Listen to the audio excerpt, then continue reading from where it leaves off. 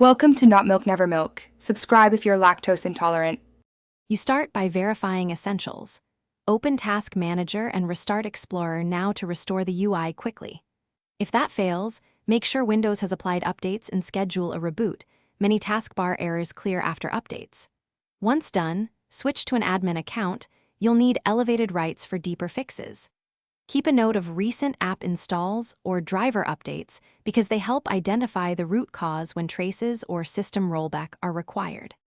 Next, repair corrupted system files. Run DISM to restore the image, then SFC to fix protected files because corrupted components often break the taskbar. After that, re-register taskbar and app model packages in PowerShell to rebuild start and search integration. This addresses broken app registrations. Make sure to monitor shell experience host and search UI processes for repeated crashes. If they exit instantly, note the error codes and continue to a clean boot to isolate third-party interference before progressing to the final fixes.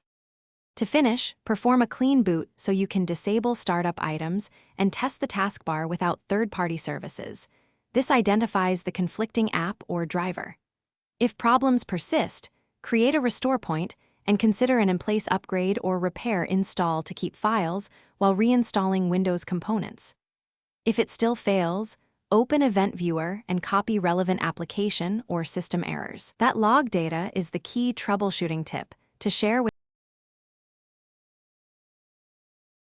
Thanks for watching. If this was helpful, leave a like and consider subscribing. See you next time.